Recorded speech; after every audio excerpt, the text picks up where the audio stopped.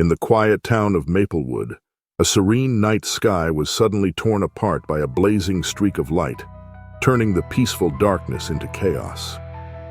A mysterious object hurtled towards the earth, crashing with a deafening explosion in the dense forest on the outskirts of town. The impact formed a deep, smoking crater, and within its depths lay a strange, pulsating cocoon, emanating an eerie, otherworldly glow. Inside this cocoon, an alien queen parasite stirred, ready to begin its horrifying journey of infestation and terror. John Harris, a seasoned local hunter, was the first to stumble upon the crater. Drawn by an inexplicable curiosity and the allure of the unknown, he approached the pulsating cocoon, oblivious to the deadly danger it held. As he reached out to touch its throbbing surface, the cocoon burst open with a violent, wet crack, releasing a small, writhing queen parasite. It latched onto John's arm with a vice-like grip, its tendrils burrowing under his skin. John screamed in agony, desperately trying to rip the creature off, but it was too late. The queen had already begun its insidious invasion. John stumbled home, his mind reeling from the intense pain and fear. Over the next few days, his condition worsened dramatically. Fever ravaged his body, leaving him drenched in sweat and racked with relentless chills. Nausea churned his stomach, making it impossible to keep any food down, while his muscles ached as if they were being torn apart from within.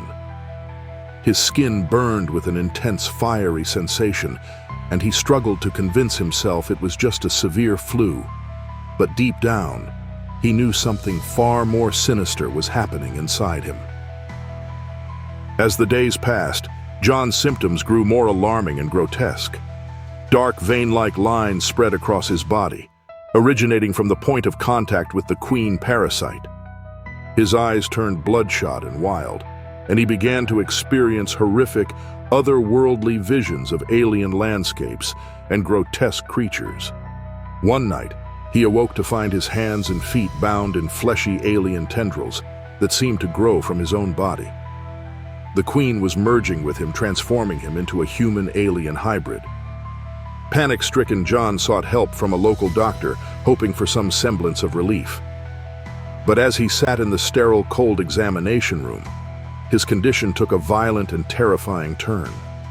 His pain doubled, his agonized screams echoing through the clinic's hallways. Blood poured from his nose and mouth, and his abdomen began to swell grotesquely as if something inside was desperate to escape. The doctor and nurses watched in horror, paralyzed and unable to comprehend the nightmare unfolding before their eyes. Suddenly, with a sickening explosion, the queen parasite erupted from John's stomach, spraying blood and viscera across the room in a macabre display of birth. The alien creature, now free from its host, skittered away into the shadows, seeking new hosts to feed on and grow. The medical staff, paralyzed with shock and terror, could only watch as the queen disappeared, leaving John's lifeless, mutilated body behind. The queen, a nightmarish blend of sinewy flesh and chitinous armor, moved with terrifying speed and precision. She fed on humans, growing larger and more powerful with each victim. Soon she began laying eggs, which hatched into parasites that infected other mammals, creating horrifying hybrids. Dogs, cats, deer, any mammal was a potential host for the alien brood. The forests surrounding Maplewood became a breeding ground for the alien horrors, with mutated creatures stalking through the underbrush, their eyes glowing with an unearthly, malevolent light. As Maplewood descended into chaos, the national news began reporting the horrifying takeover. Radios buzzed with updates on the spreading infestation, instilling fear and panic in communities far beyond the town. Dr. Emily Carson, a local biologist, began running frantic tests to understand the nature of the parasites. She discovered that the parasites could infect any mammal, transforming them into monstrous hybrids. Emily desperately searched for a way to combat the infestation, but every attempt seemed futile against the rapidly multiplying aliens.